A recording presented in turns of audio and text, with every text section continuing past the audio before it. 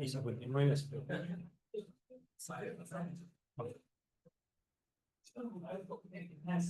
Buenas tardes a todos. Bueno, vamos a dar inicio a la cuarta reunión científica de la Sociedad Argentina de Mastología. Primero con los asuntos centrados, que nos va a decir el doctor Coborno.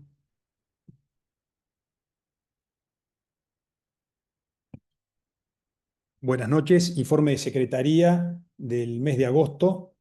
Fueron nombrados miembros titulares y acreditados en mastología las doctoras Ardames Bonaldi Marianela, la doctora de la Sierra Candela y la doctora Maceo Mara.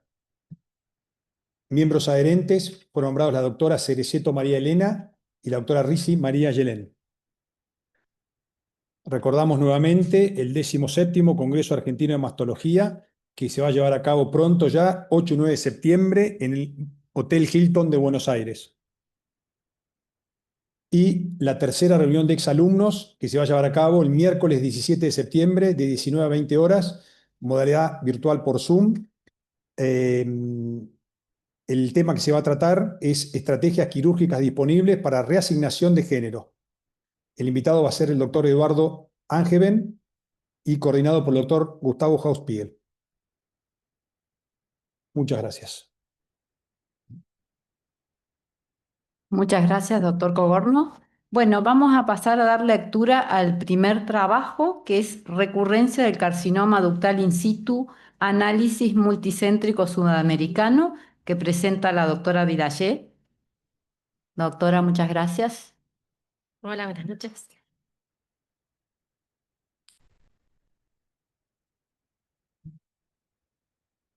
Esperamos, Mariana.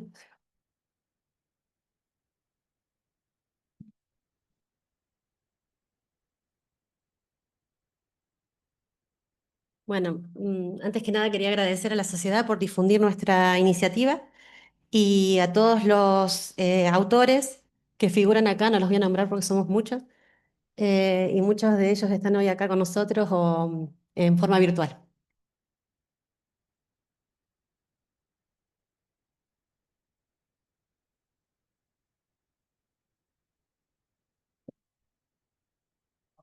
¿Con el mouse?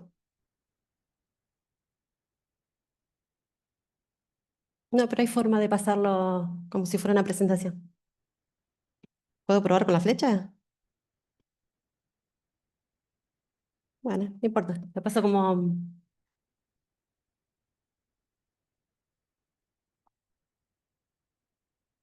Bueno, no importa.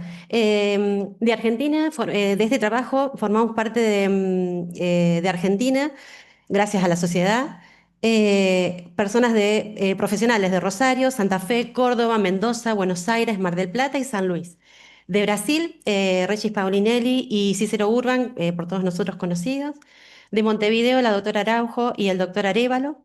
Y de Santiago de Chile, un especial agradecimiento a a Andrea Canals y a todo el equipo de Badir Chaguán, que colaboraron muchísimo con el análisis estadístico. Bueno, como todos saben, el carcinoma ductal in situ se encuentra en el 30% de todos los diagnósticos mamográficos que realizamos. Representa el 30% de todos los tumores mamográficos y tiene una tasa de recurrencia baja que varía según el grado nuclear, del 4 al 15, 20% según las citas. La recurrencia es baja, pero cuando recurre en el 25-50% lo hace de forma invasora. Por eso la mortalidad no es cero, puede llegar hasta el 4 o 5%. Los factores de recurrencia incluyen la gente joven, menores de 35 años, grado nuclear alto, con medonecrosis, tamaño tumoral mayor de 2-3 centímetros, raza negra y los márgenes insuficientes, que es el único factor que nosotros podemos modificar. El estado del margen tiene un poder de hasta 3 veces mayor que el grado nuclear para predecir la recurrencia. Y los márgenes negativos no son garantía de ausencia de lesión residual. Pero no hay consenso en cuanto al margen. No sabemos cuál es el margen óptimo. Desde el 2016 Seguimos las recomendaciones ASCO, que son de 2 milímetros, por un trabajo de Mónica Morrow y de Marinovich, en donde ellos establecen que un margen superior a 2 milímetros no tiene beneficio adicional. Las guías siguen entre 2, 1 milímetro, dependiendo, sobre todo la inglesa de 1 milímetro, hasta que en la guía actual de la NCCN del 2025 recomiendan sea para carcinoma ductal in situ, o sea, carcinoma ductal in situ puro o con microinvasión, márgenes de 2 milímetros, siempre y cuando sea sometida a cirugía conservadora y radioterapia. Pero para la excisión sola, sin radioterapia, ese margen todavía sigue siendo desconocido y se recomienda un margen superior a 2 milímetros. Por eso surgió nuestro trabajo, una inquietud de determinar la asociación del margen y la recurrencia local del carcinoma ductal in situ en nuestra población, en población sudamericana. Evaluamos en forma multicéntrica retrospectiva 1.267 mujeres con diagnóstico de carcinoma ductal puro, sometidos a cirugía mamaria entre el 2010 al 2023. Estimamos la sobrevida libre de enfermedad, libre de recurrencia, perdón, a 10 años y se ajustaron a otras variables. Y excluimos todos los carcinomas ductales in situ con microinvasión o antecedentes de cáncer de mama o carcinomas ductal in situ previos. Bueno, evaluamos 1.277 pacientes, de las cuales un cuarto de esta población tenía márgenes menores a 2 milímetros. El grupo etario, la mayoría fueron mayores de 50 años en el casi 60% de los casos, posmenopáusicas en el 58% de los casos, y el diagnóstico fue mamográfico en el 85% de los casos. La mayoría tuvo en un 44% grado nuclear intermedio, grado 2, y nosotros determinamos el número de excisiones porque se asocia al tamaño tumoral, no evaluamos tamaño en centímetros. Pero en solo el 13-14% de los casos hubo más de una excisión quirúrgica. Cirugía conservadora en el 67% y mastectomía en el 33%, con radioterapia en el casi 70% de los casos, con hormonoterapia en el 80%, y esto se condice con los receptores, con la positividad hormonal del 83%. Y estos fueron nuestros resultados. Una sobrevida libre de recurrencia del 77%, con un porcentaje de recurrencia del 22,6%. Cuando hicimos la valoración de sobrevida libre de recurrencia según el grado, según todas las características, solo encontramos significación estadística en grado nuclear, hormonoterapia y por ende la presencia de receptores hormonales, y en márgenes. Y cuando hicimos el subanálisis de márgenes, para los márgenes menores o mayores de 2 milímetros no tuvimos diferencias significativas, pero sí obtuvimos diferencias significativas en los márgenes mayores de 10 milímetros. Hicimos el análisis de sobrevida libre de recurrencia según márgenes, tipos de cirugía y radioterapia, y también fue significativa para márgenes mayores de 10 milímetros sometidas a cirugía conservadora y radioterapia. No tuvimos diferencias significativas en cuanto a la sobrevida libre de recurrencia en cirugía conservadora sin radioterapia ni en mastectomías con y sin radioterapia. Y haciendo el modelo de Cox, lo que evaluamos que para márgenes menores a 10 milímetros tuvimos un hazard ratio de 1,7, lo que significa que para márgenes menores a 10 milímetros tienen un riesgo de recurrencia en promedio 76 veces mayor, 76% mayor que márgenes mayores de 10. Y cuando hicimos el subanálisis en base al grado nuclear, no tuvimos diferencias significativas. Por lo tanto, en una gran población sudamericana de mujeres con márgenes menores a 10 milímetros, se asoció significativamente a una menor sobrevida libre de recurrencia y obtuvimos mayor sobrevida libre de recurrencia en los carcinomas ductales in situ con márgenes mayores de 10 milímetros, receptores hormonosensibles con hormonoterapia y márgenes mayores de 10 sometidas a cirugía conservadora y radioterapia. A modo de discusión, la descalada quirúrgica está estrechamente relacionada a las terapias adyuvantes, sea radioterapia o hormonoterapia. Ambas disminuyen la recurrencia local. Y la bibliografía respalda el uso de márgenes de 2 milímetros considerando la utilización de estas terapias adyuvantes. En el último San Antonio se presentaron dos trabajos con respecto a carcinoma ductal in situ y márgenes. Este es el de Robertson, un estudio del Reino Unido de 17.000 pacientes con un seguimiento a 8 años y ellos obtuvieron una tasa de recurrencia mayor con márgenes menores a 2 milímetros, mejor sobrevida global con márgenes mayores de 2 milímetros y también tuvieron un aumento de las recurrencias locales a mayor número de decisiones. Para nosotros, si bien el margen fue significativo, en el subanálisis, el margen que se asoció a mayor sobrevida libre de recurrencia fueron los márgenes mayores de 10 milímetros. Y el otro abstract se relaciona más con nuestros datos, que en donde, bueno, este es un estudio asiático donde incluyeron 1.800 carcinomas ductales in situ con un seguimiento a 10 años, y ellos no encontraron una asociación con el margen mayor o menor de 2 milímetros. Lo que sí vieron que en 98 pacientes que no habían recibido radioterapia, la recurrencia local a 10 años fue mayor con márgenes menores a 2 milímetros. Para nosotros, con cirugía conservadora, sometidas a radioterapia, el margen que fue significativo fue márgenes mayores de 10 milímetros. Mm, Esta se ve cortada, pero bueno. Este es otro estudio, este es un estudio de Hong Kong con 654 pacientes, con un follow-up de 10 años. Incluyeron 61% de mastectomías y en ellos tampoco fue significativo el margen menor de 2 milímetros.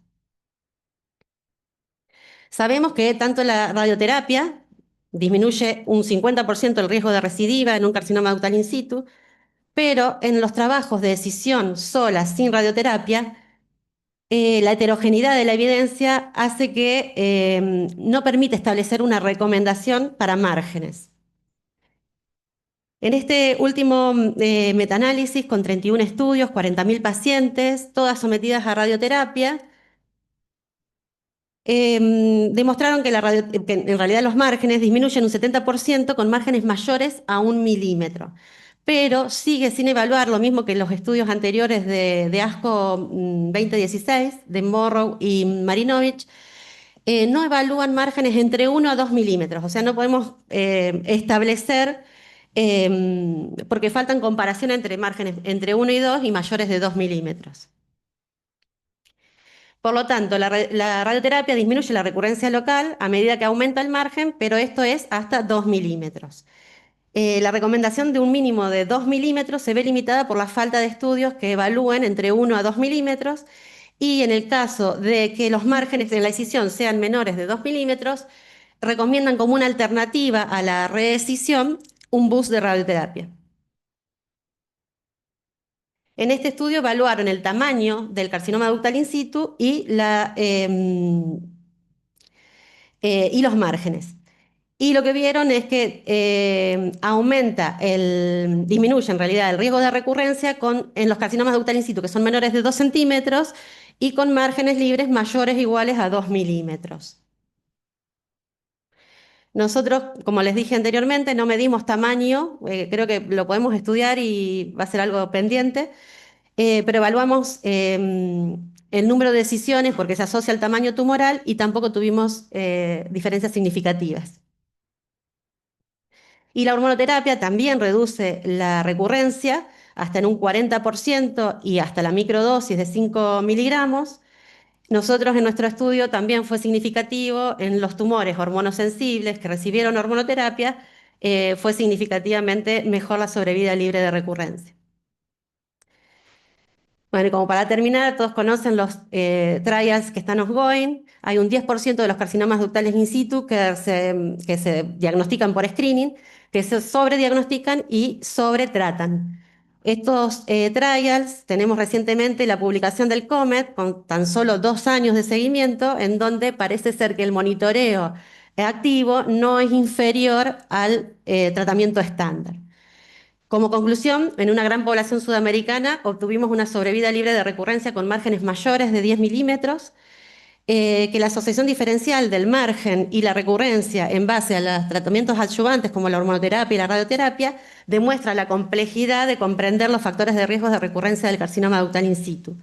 Y esto sumado a que tiene una tasa baja de recurrencia, se necesita mayor número de casos y mayor seguimiento para tener datos fehacientes. Que debemos individualizar el tratamiento, evitando los sobretratamientos y ofrecer tratamientos más intensivos para los carcinomas ductales in situ que son más agresivos, y debemos promover la toma de decisiones compartida entre médico y paciente, no solo considerando la biología molecular del tumor, sino también las preferencias, la edad, la calidad de vida de las pacientes. Y integrar todas estas tecnologías, avances y demás en un equipo interdisciplinario como lo promueve la sociedad. Gracias. Muchas gracias, doctora Viralé, excelente. Eh, bueno, felicitaciones primero porque hacer este estudio multicéntrico sudamericano es una iniciativa muy interesante, muy importante. Queda a discusión y a preguntas para la doctora.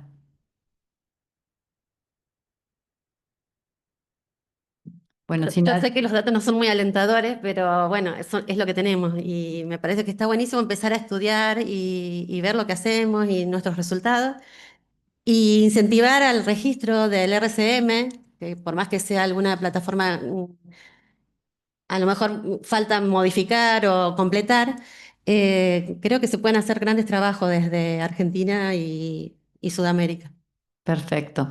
Bueno, yo te voy a preguntar, Sí. ¿hubo algún motivo por qué no incluyeran el tamaño que, No, como vos bien dijiste, no, tiene mucha de correlación? inicio, fue planteado de inicio. Igualmente tenemos en la base de datos los tamaños, así que creo que va a ser un análisis posterior. Y en base a tus resultados, ¿vos recomendarías 1 centímetro de margen para el in situ? A ver, en nuestros resultados fue significativo. Si yo tengo que recomendar hoy, te diría que sí. Eh, Volvemos, es una muestra heterogénea. Los informes son heterogéneos, patológicos. Yo misma trabajo en salud pública y privada y el informe patológico es diferente. Cuando yo tengo márgenes negativos en salud pública, me lo informan negativos, no me miden el tamaño. Cuando hablo con la patóloga para ver qué tamaño uso como libre, ella me dice mayor de 1 centímetro. Entonces, no sé si yo podría llegar a ver, ¿fueron significativos? Sí, pero es heterogénea la muestra. Sí, una de Por las eso cosas que insisto uno que, tiene que abogar es porque los informes de patología estén estandarizados y que se ponga exacto, siempre desde acá la gente que trabaja con nosotros de la SAP recomienda que el margen sea consignado en en milímetros, milímetros, que se ha medido. sí, que sea medido. Pero bueno, también incluimos pacientes desde el 2010. Eh, Eso, en mi caso, por ejemplo, yo lo pude ver, es distinto el informe patológico del público y del privado. Muchas gracias. Ayat, doctor.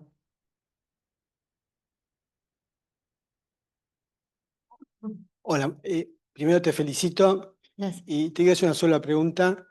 Si no entendí mal, tenían un 30% de mastectomías. Sí, Eso es por enfermedad multicéntrica, sí, multifocal, sí, sí, sí, o sea que 3 de cada 10 pacientes fueron mastectomía. sí. Y en algún caso decía más radioterapia, ¿puede ser? Hacían más radioterapia, pero Mastectomía muy más poco número. radioterapia. Puede ser 16 que de la la cirugía explicación, conservadora y creo que eran 28 de las mastectomías que no, que hicieron radioterapia. ¿por qué una mastectomía con in situ hace radioterapia? Puede ser margen profundo, superficial, cercano. Gracias. ¿Alguna otra pregunta más para la doctora? Bueno, muchas gracias, doctora.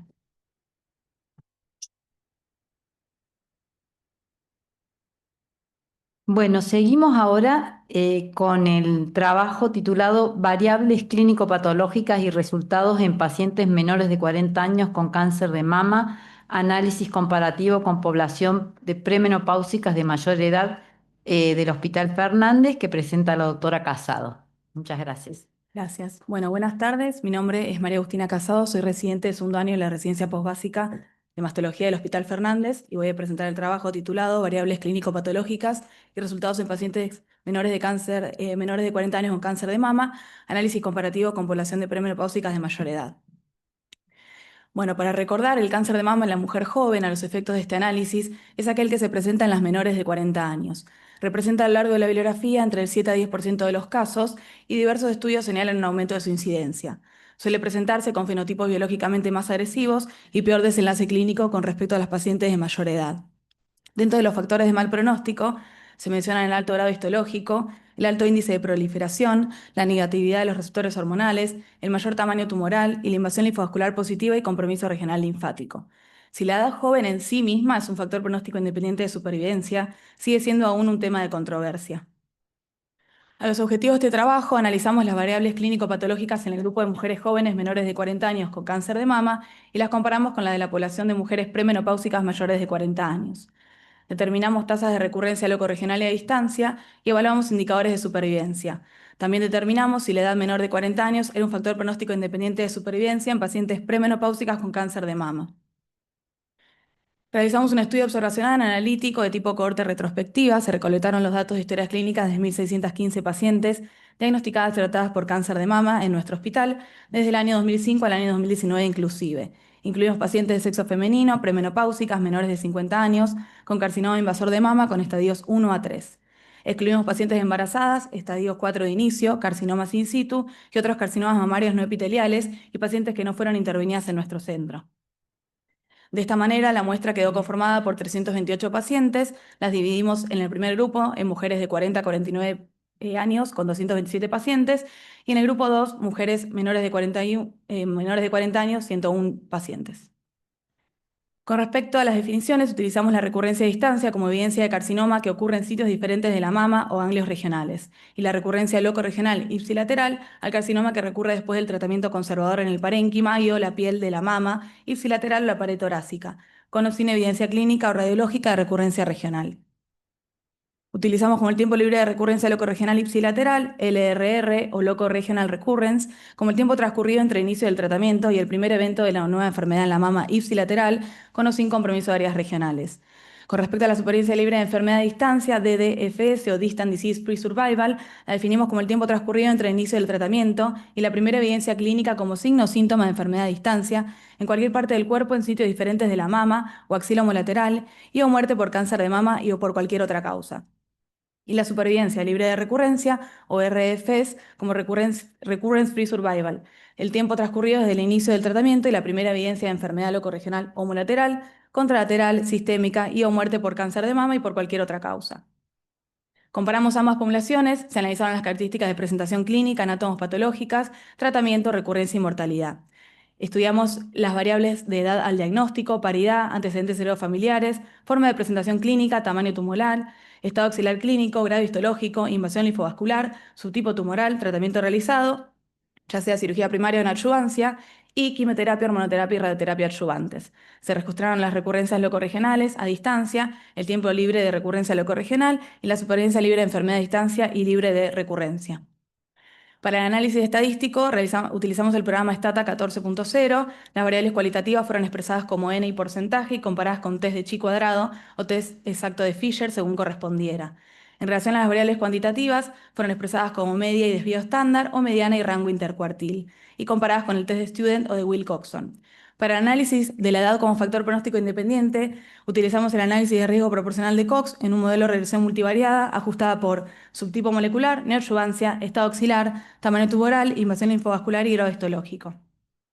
Para los riesgos relativos fueron informados como hazard ratio, las probabilidades de padecer el evento de interés en función del tiempo fueron analizadas con el método de Kaplan-Meier en el test de long rank. Se informaron los intervalos de confianza del 95% y los resultados considerados estadísticamente significativos con un valor de P menor a 0.05. Analizamos la frecuencia relativa de las pacientes menores de 40 años. En este caso, en nuestra muestra se presentaron el 6,25% de las pacientes y analizamos su proporción a lo largo de los años. Si bien vemos ascensos y descensos, las curvas se mantienen estables, coincidiendo con la bibliografía entre un 7 a un 10% a lo largo de los años. En relación a las características demográficas de la serie, pudimos observar que en el grupo de menores de 40 años observamos más cantidad de nulíparas, un 37 versus un 25%, y esto fue estadísticamente significativo. Con relación a las características de presentación clínica, pudimos observar que en las mujeres menores de 40 años obtuvimos tumores de mayor tamaño, con mayor axila clínica positiva de inicio y estadios más avanzados en mayor medida. En relación a las características anatomopatológicas, también observamos tumores de mayor tamaño y mayor presencia de grado histológico 3 y mayor presencia de invasión linfovascular positiva. Con respecto a los subtipos histológicos, el más frecuente fue el ductal no invasor en ambas poblaciones, y con respecto a otros subtipos histológicos, vimos que hubo mayor cantidad de ellos en el grupo de menores de 40 años. En relación al subtipo por inmunohistoquímica, el más frecuente en ambos grupos fue el luminal B HER negativo, pero pudimos observar que en el grupo de menores de 40 años hubo mayor frecuencia de tumores biológicos agresivos como el HER y el triple negativo. En los tratamientos realizados por la serie, evidenciamos que en el grupo de menor de 40 años realizaron en mayor medida neoadjuvancia y cirugías más agresivas como la mastectomía, sin significancia estadística para los tratamientos adyuvantes. En relación a la recurrencia locorregional ipsilateral, pudimos observar mayor tasa de recurrencias en las mujeres más jóvenes, siendo 12 versus 10, y para la LRR acumulada en 5 años obtuvimos un 88,04 en las menores versus un 96,07 y a 10 años de 84,38 versus 95,06. Acá podemos observar que las curvas se separan en mayor medida en los primeros 5 años y luego permanecen estables. Esto fue significativamente estadístico con un hazard ratio de 3,44. En relación a las recurrencias a distancia, también pudimos observar mayores recurrencias en las mujeres menores de 40 años, de 27 versus 22, y obtuvimos una DDFS de 74,84 a los 5 años en las mujeres menores versus 90,49 en las mayores. Y a los 10 años de 68,36 versus 84,92, también significativo con un hazard ratio de 2,95. Observamos el mismo patrón donde la mayor separación de las curvas es en los primeros 5 años y luego permanece estable. En relación a la supervivencia libre de recurrencia según edad, pudimos observar un 68,77 a los 5 años versus un 86,96. Y a los 10 años de 61,8 versus 81,61, también observando el mismo patrón, donde las curvas se separan en los primeros 5 años y luego permanecen estables con significancia estadística. Realizamos un análisis multivariado para la supervivencia libre de recurrencia y observamos que en nuestra población de pacientes menores de 50 años premenopáusicas, la edad menor de 40 años y la axila positiva clínica de inicio fueron factores de riesgo independiente para supervivencia. Pudimos observar una tendencia a la significancia estadística en los subtipos moleculares triple negativos. No pudimos observar lo mismo en los tumores HER positivos. Esto probablemente tenga que ver con la dispersión en los años. A lo largo de todos estos años fueron cambiando los tratamientos tanto neoadjuvantes como adyuvantes y existe la posibilidad de que una población haya sido subtratada en cuanto a los estándares de tratamiento actual. Como ya mencionamos, las mujeres menores de 40 años en nuestra serie representaron el 6,25% y esto coincide más o menos con la bibliografía entre un 7 a un 10%. Diversos estudios señalan un aumento de incidencia en la cáncer de mama en mujeres jóvenes, se desconoce su motivo y se mencionan diversas hipótesis. Algunos autores señalan los factores reproductivos como factores de riesgo. En nuestro análisis observamos mayor cantidad de nuligestas, un 37 versus 25. Esto también es respaldado por la bibliografía, donde Nicoletti y colaboradores y Cobson y colaboradores lo observaron en un 22 y un 28% también en sus cohortes de mujeres más jóvenes en relación a su contraparte mayor de premenopáusicas. Otra posible hipótesis es la presencia de antecedentes heredofamiliares. La observamos en nuestra serie en un 22,2%. En la bibliografía se menciona entre un 28,3% y un 34,8%, evidenciándose también la mayor prevalencia de mutaciones genéticas para cáncer hereditario. La mayoría de nuestros pacientes consultaron sintomáticas. El motivo de consulta más frecuente fue el tumor palpable y en el grupo de menores de 40 años con tumores de mayor tamaño, mayor compromiso axilar clínico y estadios más avanzados. Como ya mencioné, también tuvimos tumores de agresividad biológica mayor, como el HER positivo en un 30 versus 21% en las menores y los triple negativos en un 13 versus 9% en las mayores. Estas características clínico y anatomopatológicas son respaldadas también por la bibliografía. Estos autores también evidencian en mayor proporción tumores palpables con tumores de mayor tamaño, con mayor compromiso axilar, estadios más avanzados y grado histológico 3. Y también evidencian mayor presencia de tumores más agresivos como los HER y los triple negativos. Por otro lado, el subtipo más frecuente también en las cohortes de mujeres más jóvenes es el luminal B, también receptor de HER negativo. En nuestra serie, en las mujeres menores de 40 años, realizaron mayor proporción de tratamientos sistémicos más agresivos, la neoadyuvancia y la cirugía radical. Esto también se evidencia en la bibliografía, según Sun y colaboradores y Fabián y colaboradores, también evidenciaron mayor cantidad de mastectomías en relación a los tratamientos conservadores. Según Fredholm y colaboradores, algunas también fueron sometidas en mayor medida a mayor cantidad de mastectomías y quimioterapia, pero no observaron significancia estadística en cuanto al hormono y la radioterapia. Es importante destacar que en nuestro análisis solo el 6% de las mujeres mayores de 40 años recibieron supresión de la función ovárica y el 1,8% de las menores. Esto probablemente tenga que ver también con el escalamiento de la terapia endocrina a lo largo de los años, debido a que tenemos muchos años en nuestro estudio, y probablemente también a una alteración, un déficit en el acceso por nuestra población de hospital público. Con una mediana de seguimiento de 5 años, las menores de 40 años tuvieron peor supervivencia libre de enfermedad, tanto locorregional como a distancia, comparadas con su contraparte mayor. Es decir, que tuvieron casi 3 veces más riesgo para recaer a distancia y para cualquier recurrencia. Esto también es informado en la bibliografía, en el trabajo de Sigal y colaboradores, o tuvieron menor supervivencia libre de enfermedad global en las mujeres menores de 35 en relación a su contraparte de mayores. Otros trabajos también respaldan menor supervivencia en las mujeres de menos de 35 al compararlas con mujeres mayores de 40 años. Y en el trabajo de Chediak y colaboradores, la supervivencia libre de enfermedad en los menores de 40 años fue menor y con un 9% mayor de riesgo de recurrencia por cada año menor de edad al diagnóstico. En nuestro análisis multivariado pudimos obtener que las mujeres menores de 40 años, la edad menor de 40 años, resultó ser un factor pronóstico independiente de supervivencia. También lo vemos en la bibliografía, en Han y colaboradores, las menores tuvieron menores tasas de supervivencia y el riesgo de muerte es 5% mayor por cada año que decrece la edad del diagnóstico, sobre todo por debajo de los 35 años. Esto implica un impacto de la edad en esta supervivencia. En el trabajo de Chediak y colaboradores, también un análisis multivariado, incluyendo edad, estadio, grado y subtipo, solo la edad de menos de 40 años resultó estadísticamente significativo para menor supervivencia libre de enfermedad. En el trabajo de Sigal y colaboradores, la edad aportaría predicción pronóstica independiente del grado histológico, de los receptores hormonales, del estado axilar y del estadio. Y en el trabajo de Fredholm y colaboradores, a pesar de tratamientos más intensificados como la quimioterapia neoadyuvante y las mastectomías, las menores de 35 años tenían igual más riesgo de morir por cáncer de mama, independientemente del estadio, del tamaño tumoral y del tratamiento recibido. Según un trabajo de un estudio estratificado por edad, en el trabajo de Jackson y colaboradores, los grupos de menos de 35 y los grupos de 35 a 39 años, es decir, las menores de 40 años, tuvieron menores tasas de supervivencia específica que las pacientes mayores, concluyendo también que la edad es un factor pronóstico de supervivencia. Algunos autores, por otro lado, afirman que la edad no es un factor pronóstico independiente, sino que su efecto negativo se debe a la mayor frecuencia de factores clínicos y anatomopatológicos desfavorables. Sin embargo, otros apoyan la hipótesis de que las pacientes jóvenes presentarían un perfil de expresión génica propio asociado a esta edad menor, que promueve características biológicas más agresivas y peores desenlaces clínicos de la enfermedad que quizás aún todavía no conozcamos. Para concluir la presentación, recordemos que el cáncer de mama en mujeres menores de 40 años es infrecuente, pero de presentación clínica más agresiva y peor pronóstico con características clínicas y patológicas más desfavorables comparadas con las premenopáusicas de mayor edad. También presentaron mayor incidencia de recurrencias locorregionales y a distancia en nuestro estudio y pudimos constatar que la edad menor de 40 años fue un factor pronóstico independiente para supervivencia. Se desconoce la causa última que lo determina. Es importante entonces destacar que hay que identificar y ofrecer estrategias de prevención basadas en el riesgo individual, como así también en el abordaje individualizado con el escalamiento de algunas terapias sistémicas. Esto podría contribuir a mejorar los resultados clínicos. Muchas gracias. Excelente, doctora, felicitaciones. Muchas gracias. Bueno, queda sometida a la discusión el trabajo de la doctora Casado. Nadie se anima.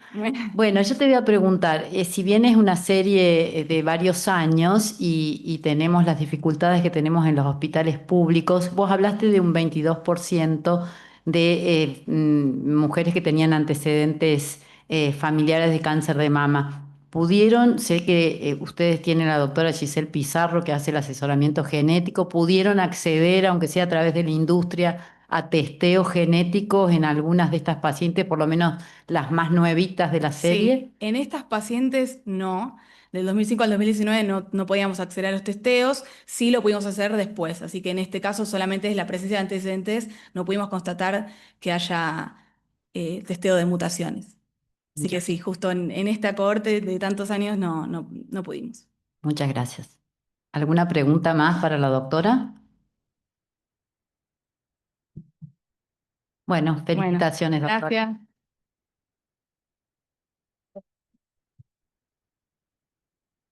Y vamos a dar lectura al último trabajo, que es correlación de los niveles de TILS en cáncer de mama triple negativo y HER2 con respuesta patológica post-neoadyuvancia y sobrevida del Instituto Oncológico Raviller, que presenta el doctor Rabetti.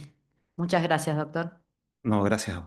¿Qué tal? Buenas tardes. Mi nombre es Santiago Rabetti, soy cirujano oncológico, soy de la provincia de Catamarca y vengo a presentarles el trabajo titulado Correlación de los niveles de TILS en cáncer de mama triple negativo y HER2 con respuesta patológica post-neoadyuvancia y sobrevida. Vamos a entrar en contexto con una pequeña introducción. Tradicionalmente el cáncer de mama no ha sido considerado un cáncer inmunogénico. Sin embargo, el proceso de progresión neoplásica depende de la interacción entre células individuales del tumor, el microambiente tumoral y el sistema inmune, el cual puede actuar para promover o suprimir el crecimiento y la invasión del tumor. El microambiente tumoral está compuesto por células tumorales y células estromales. La respuesta inmune antitumoral en el microambiente tumoral está dada principalmente por los linfocitos infiltrantes de tumor, los TILs, que están dominados por células T y en porciones variables células B, natural killer, macrófagos. Según su ubicación en MAT, los TILs pueden ser estromales o intratumorales. La mayoría de los TILs son estromales, los cuales infiltran el tejido adyacente al tumor y se consideran las verdaderas células infiltrantes del tumor. Los TIL estromales presentan asociación con el pronóstico de la enfermedad y con la respuesta al tratamiento. Para evaluar la respuesta anatomopatológica a la neoadyuvancia, el método más utilizado es el método de Siemens, el cual cuantifica la enfermedad residual tras la neoadyuvancia. Para ello analiza el tamaño y el grado del tumor invasor residual, el RCB, Residual Cancer Burden, tanto en la mama como en los ganglios axilares resecados. Y los categoriza en 3 niveles: RCB1, mínima enfermedad residual; RCB2, moderada enfermedad residual; y RCB3, paciente con mala respuesta. Adentrándonos ya en el desarrollo del trabajo, los objetivos principales fueron relacionar el porcentaje del infiltrado inmune, más específicamente los TILs, del cáncer de mama triple negativo y HER2 con respuesta patológica a la neoadyuvancia en mujeres catamarqueñas tratadas en el Instituto Ravier entre los años 2019 y 2023, y evaluar si el porcentaje del infiltrado inmune, los TILs, del tumor en estos subtipos moleculares se asociaban a la evolución clínica de la enfermedad. Se trató de un estudio observacional de corte retrospectivo en pacientes con carcinoma de mama triple negativo y HER2 con un tamaño tumoral igual o mayor a 2 centímetros. Para ello se determinó los niveles de TILs en las biopsias diagnósticas. Todas fueron tratadas con neoadyuvancia en el Instituto Ravier y luego operadas en el Sanatorio Junín. Posterior a la cirugía se correlacionó los niveles de TILs en las biopsias diagnósticas con la respuesta patológica a la neoadyuvancia. El periodo de tiempo analizado fue de julio del 2019 a julio del 23 y el seguimiento de los pacientes fue de julio del 19 a enero del 24. Se tomaron como criterios de inclusión el cáncer de mama triple negativo y HER2, tamaño tumoral igual o mayor a 2 centímetros. Hubo una sola paciente que fue una excepción, que tuvo un tamaño tumoral de 1,8 y por comité de tumores le hicieron una adyuvancia y entró en el trabajo. Los estadios analizados fueron 1, 2 y 3, los TIR informados en biopsias diagnósticas, pacientes que realizaron neoadyuvancia y pacientes operados post-neoadyuvancia.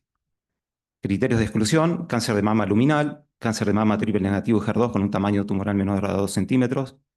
Estadios 4, que no tengan datos de TILs en las biopsias, que no hayan ido a neoadyuvancia y no hayan sido operados. El diagnóstico histológico se hizo con biopsia percutánea guiada por ecografía o estereotaxia y biopsia quirúrgica incisional. El estudio histológico se realizó con fijación en parafina y tinción de hematoxilina eosina. Los subtipos moleculares fueron determinados por inmunistoquímica. Los niveles de TILS se diagnosticaron en las biopsias de la lesión de la mama y de los ganglios linfáticos metastásicos a 10 campos en 10X, según recomendaciones del TILS Working Group 2014. Y se clasificaron en 3 niveles de acuerdo al porcentaje de infiltración. Leves de 1 a 19, moderados de 20 a 49 y elevados o altos 50% o más. La neoadyuvancia se realizó en el caso del triple negativo, adriamicina y ciclofosfamida a 21 días por 4 ciclos y el paclitaxel semanal por 12. En el HER2 se utilizó docetaxel, pertuzumab y trastuzumab por 4 ciclos cada 21 días. ¿Qué encontramos? Inicialmente se analizaron 59 pacientes que fueron a la neoadyuvancia y se incluyeron en el trabajo el 35,5 que fueron 21. En esta tabla podemos observar las variables analizadas según los niveles de TILS. Uy, perdón. En la primera columna vemos nivel de TILS leve con 13 pacientes. En la columna del medio, TILS moderados con 6. Y en la de la derecha, TILS altos con 2 pacientes, para un total de 21 pacientes. Cuando estudiamos el estadio, vimos que más del 80% se encontraban en estadios locos regionalmente avanzados, de 2B a 3B. La histología tumoral fue un 38% para triples negativos y un 62% para HER2. El tipo de cirugía realizada fue en un 66% mastectomía más VAC. Obtuvieron respuesta patológica completa de 47% de los pacientes y al momento del estudio tenían sobrevida libre de enfermedad el 62% de los pacientes. Eso es para los 2 tipos de tumores. Acá vamos a analizar algunas de las variables anteriores. Subtipo molecular nos dio 38 para el triple negativo, 62 para el HER2. Los niveles de TILS en las biopsias fueron 62 para TILS leve, 28,5 para TILS moderado y 9,5 para TILS altos. La respuesta patológica post-neoadyuvancia en ambos tipos de tumores fue de el 48% para la respuesta patológica completa, para RCB1 un 5% y RCB2 y RCB3 23,5%. Cuando analizamos la respuesta patológica según niveles de TILS en ambos tipos de tumores, vimos que habían obtenido respuesta patológica completa el 30,7% de los pacientes con TIL leve, la barra en azul, el 66% de los pacientes con TIL moderado en naranja y el 100% de los pacientes con TILs elevados en gris. RCB1, un 7,6% de TILs leve, RCB2, el 30,7% de TILs leve y un 16% para los TILs moderados. Y RCB3, un 30% de TILs leve y un 16% para TILs moderados. Bueno, cuando analizamos la evolución clínica según niveles de TILS en ambos tipos tumorales, ¿qué vimos? Presentaban sobrevida libre de enfermedad al momento del estudio el 46% de los TILS leves, el 83% de los TILS moderados y el 100% de los TILS altos. Habían recaído o progresado el 23% de los pacientes con TIL leve y el 17% de los pacientes con TILS moderado y habían fallecido el 31% de los pacientes con TILS leves. Cuando analizamos la evolución clínica según la respuesta patológica a la neoadyuvancia en ambos tipos tumorales, presentaban sobrevida libre de enfermedad el 90% de los pacientes que habían obtenido respuesta patológica completa, el 100% de los pacientes que habían tenido RCB1, el 20% de los pacientes con RCB2 y el 40% de los pacientes con RCB3. Habían recaído o progresado el 10% de los pacientes con respuesta patológica completa. Ninguno con RCB1, 40 con RCB2 y 20 con RCB3. Y habían fallecido el 40% de los pacientes con RCB2 y RCB3. Ahora lo que vamos a hacer es un análisis por subgrupo. Vamos a hablar primero de triple negativo y después de los HER. En el caso del triple negativo, un total tuvimos de 8 pacientes. 5 presentaron TILS leve, 3 moderados, no tuvimos pacientes con TILS altos. También la gran mayoría, más del 80%, se encontraban en estadios locos regionalmente avanzados, de 2B a 3B. Fueron a mastectomía más VAC el 75% de los pacientes. Obtuvieron respuesta patológica completa un 50% y presentaron sobrevida libre de enfermedad el 62% de los pacientes. En este gráfico vemos la respuesta patológica completa según niveles de TILS en los triple negativos, post-neoadyuvancia. Obtuvieron respuesta patológica completa un 40% de los pacientes con TILS leve y un 66% de los TILS moderados. No hubo pacientes con RSV1, RSV2, un 40% de los pacientes con TIL leve y un 33% de los TIL moderados, y RSV3, 20% de los pacientes con TIL leve.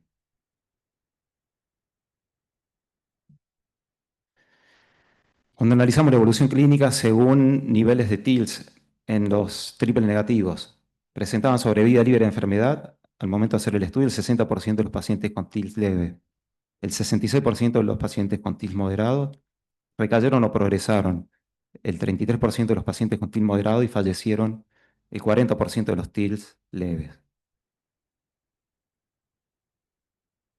Y ahora el último subgrupo molecular, HER2, fueron en total 13 pacientes, 8 tuvieron TILs leve, 3 con TILs moderado, 2 con TILs alto, estadios bastante avanzados, locos regionalmente, la gran mayoría. Fueron a mastectomía más VAC el 61% de los pacientes.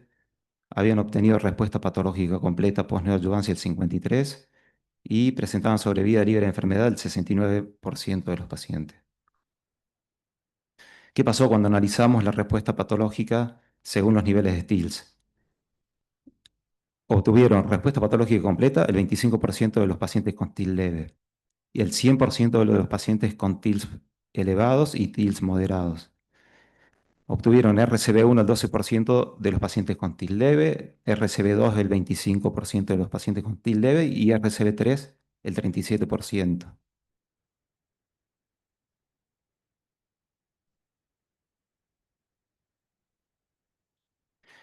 Cuando analizamos la sobrevida libre de enfermedad, de acuerdo a los niveles de TILS, obtuvieron sobrevida libre de enfermedad, presentaban sobrevida libre de enfermedad el 38% de los pacientes con TIL leve y el 100% de los TILs moderados y TILs altos.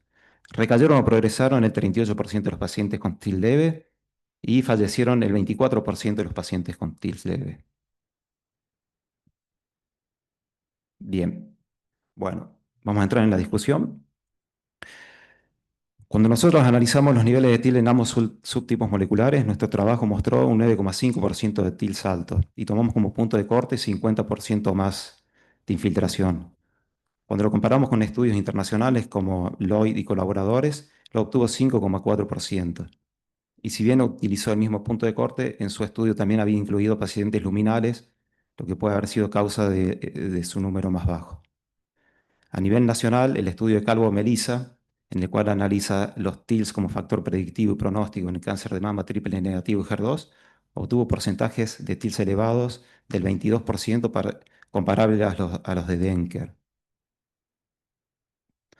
Cuando analizamos la respuesta patológica a la neoadyuvancia por subtipos moleculares, en el caso de los triples negativos, nuestro trabajo obtuvo una respuesta patológica completa del 50%, y en estudios pivotales como el Jepraxisto, la respuesta patológica completa fue del 53%.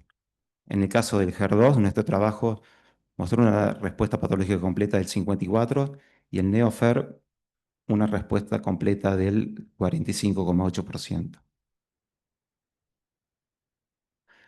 Cuando analizamos la respuesta patológica por niveles de TILs por subtipos moleculares, en el caso del triple negativo, en nuestro trabajo, en el caso de los TILs leve, la respuesta patológica completa fue del 40% y para Denker un 31%. En el caso de los TILs moderados, 66% para nuestro trabajo, 31% para Denker. En los TILs elevados no tuvimos pacientes y 50% para Denker. Y en el caso de los HER2, en nuestro trabajo, para los pacientes con TIL leve, la respuesta patológica fue del 25%, Denker un 32%, TILs moderados, nuestro trabajo un 100%, 39% para Denker, y en los TILs altos, nuestro trabajo también mostró una respuesta del 100% y 48% para Denker. Obtuvimos datos claros en cuanto a que a mayor nivel de TILs, mejor evolución clínica con mayores porcentajes de sobrevida libre de enfermedad y menores recaídas y muertes. Estos datos son comparables a los referidos por Loy y colaboradores, quien demostró que cada un aumento del 10% de TILs se asociaba a una reducción del 15% de riesgo de recaída y del 17% de riesgo de muerte. Obtuvimos resultados comparables a los publicados por Caparica y Bossuit, al observar la peor evolución clínica con recaídas, progresión y muertes en pacientes de alto riesgo, es decir, aquellos que no obtuvieron respuesta patológica completa, los pacientes RCB, en contraste con el 90% de los pacientes con sobrevida libre de enfermedad que habían obtenido respuesta patológica completa. Y bueno, como conclusión, nuestro estudio tiene como gran debilidad tener una población muy pequeña, una N de 21, lo que pudo haber sido determinante en la diferencia en algunos de nuestros resultados comparables con los estudios pivotales citados. No contamos con análisis estadísticos multivariados y la fortaleza es que es el primer estudio que analiza en mujeres catamarqueñas los niveles de TILS en cáncer de mama triple negativo HER2 con respuesta anatomopatológica y su evolución clínica. Y como dato final, los datos obtenidos en nuestro trabajo coinciden con estudios que consideran que niveles elevados de TILS en cáncer de mama triple negativo y HER2 se asocian con mejor respuesta anatomopatológica a la neoadyuvancia, presentándose así como un marcador predictivo. Y niveles elevados de TILS en cáncer de mama triple negativo y HER2 se asocia con una evolución clínica más favorable, por lo que se lo podría tomar como un factor pronóstico. Muchas gracias. Muchas gracias, doctor. Bueno, queda sometida a preguntas y a comentarios el trabajo del doctor Rabetti. Doctor Billinghurst. Billinghurst. Te felicito, no es fácil organizar esto, sobre todo en el interior. El punto de debilidad ya lo dijiste vos, que eran pocas pacientes.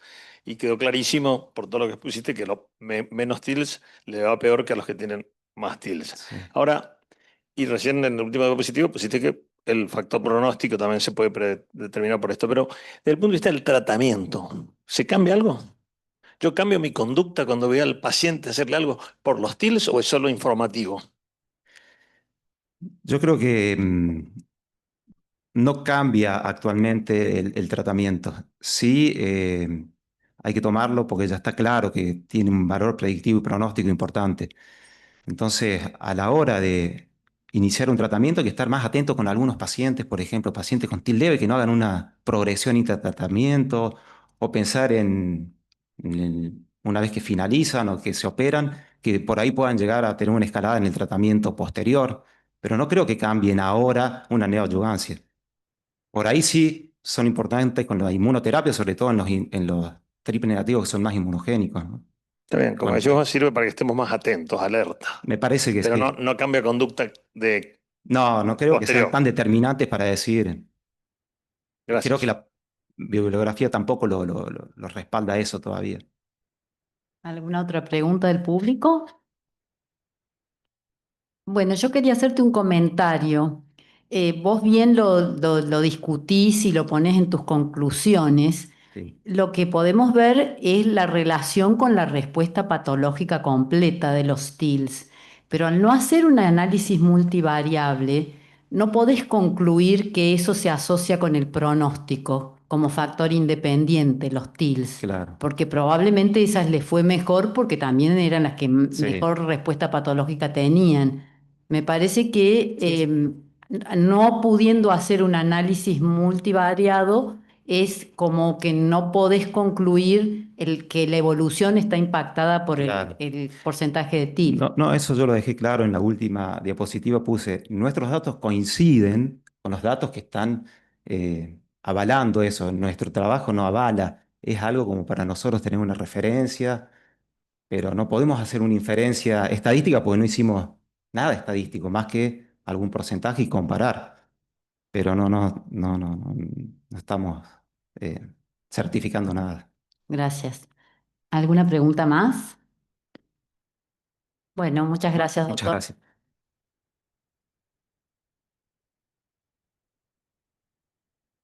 Creo que ya estamos, ¿no? Esperamos en el Congreso 8 y 9 de septiembre en el Hotel Hilton. Este año cambiamos.